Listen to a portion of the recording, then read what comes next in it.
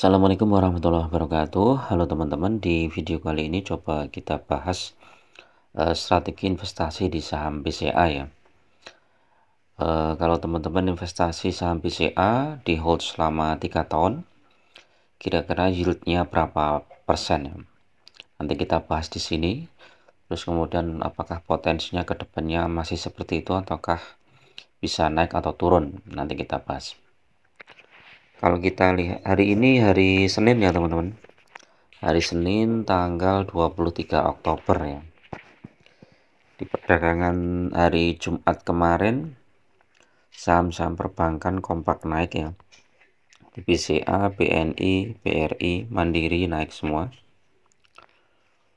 Nah, BCA ini walaupun naik masih di bawah 9.000 ya, naik hampir 225 poin. Di terendah itu BCA di 8.725 ya. Tertinggi di 9.025. Nah, kalau kita lihat secara mingguan BCA masih di bawah ya, sempat di harga terendah di 8.725.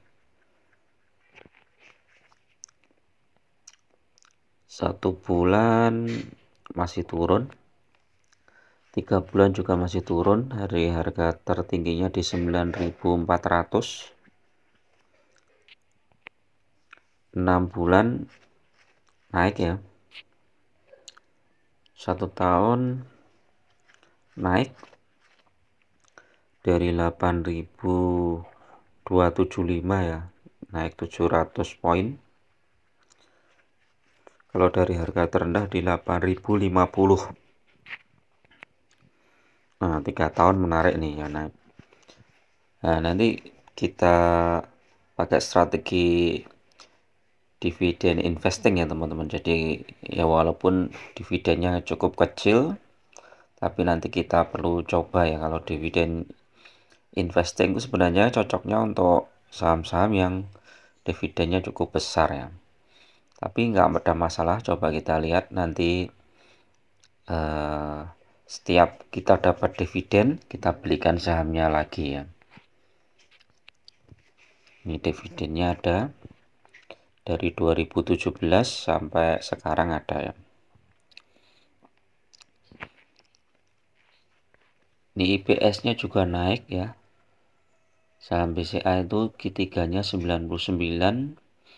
Jadi total IPS-nya sampai dengan sekarang ya, kita prediksi Q4-nya dianggap sama aja, ada 394 IPS-nya ya, naik. Labanya juga naik ya. Ini saya sudah buat hitung-hitungannya ini di sini. Ini dividen investing BCA modal 100 juta. Beli saham BCA di tanggal 20 Oktober 2020 di harga 5.875 ya. Ini memperoleh 170 lot.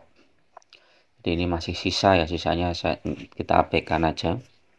Terus kemudian ada dividen 7 Desember 2020 sejumlah 98. Nah, ini totalnya ada di 1.666.000. Kemudian dibelikan saham BCA saat pencairan tanggal 22 Desember 2020 di harga 6.725 ya. Memperoleh 2 lot, jadi jumlah total saham BCA 172 lot. Kemudian dividen 7 April 2021 sejumlah 432, ini cukup besar. Jadi totalnya kita peroleh adalah 7.473.600 rupiah. Kemudian dibelikan saham BCA saat pencairan tanggal 28 April di harga 6.400, memperoleh 11 lot. Jumlah total saham BCA sekarang menjadi 183 lot. Jadi dari awal 170 lot sekarang sudah naik 13 lot ya teman-teman, jadi 183 lot. Nah, kemudian dividen 16 November 2021 sejumlah 25 rupiah. dapat 457.000, dibelikan saham BCA 7 Desember ini nggak dapat teman-teman ya, jadi 0 ya lotnya. Jadi jumlahnya masih sama. Kemudian dividen 27 Maret 2022 sejumlah 120 poin kali 183 lot, total dapat 2.196.000.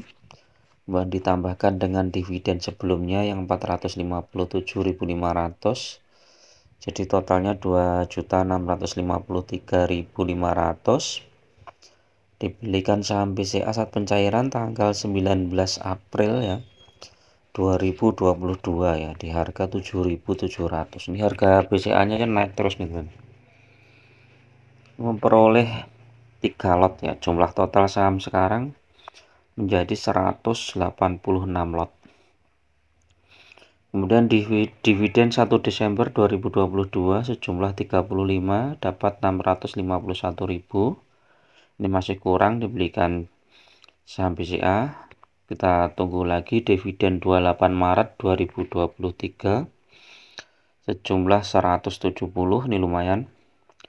Dapat dividen 3.162.000. Dibelikan saham BCA saat pencairan 14 April di harga 9.000. Memperoleh 3 lot ya. Jadi masih sisa itu ya, yang dividen 600 itu masih belum dapat ya. Jumlah total saham BCA sekarang 189 lot ya. Jadi harga saham BCA sekarang 20 Oktober 2023 di 8.975, maka total aset kita menjadi 169.627.500. Jadi kalau kita bandingkan dengan modal awal tadi kan 100 juta ya, 100 juta masih kurang sedikit. Sekarang sudah jadi 169 juta ya. Jadi kalau kita kurangi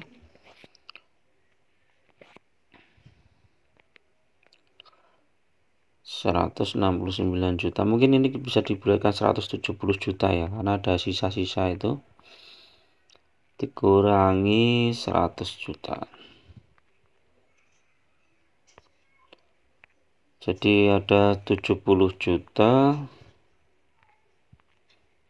dibagi 3, 23 juta ya. Jadi sekitar 23% ya teman-teman per tahunnya ya. Nah ini teman-teman nggak perlu pusing-pusing, nggak perlu belajar technical analisis, nggak perlu deg-degan jual beli sahamnya, saat sahamnya naik jual, saat sahamnya turun beli, kadang loss kadang profit. Ini teman-teman tinggal santai saja, setiap punya uang masukin ke saham BCA. Jadi itu kita sudah dapat yield 23%. Udah cukup menarik ya, jauh di atas deposito ya. Kalau deposito paling kita cuma dapat berapa persen ya, itu pun masih dipotong pajak. Ini udah bersih ya segitu, paling kepotongnya cuman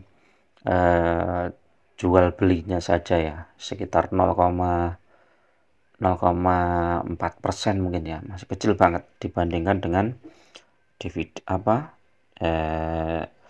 profit kita ya. Jadi ini cukup menjanjikan teman-teman, apalagi kalau teman-teman baru pemula itu udah beli saham BCA aja.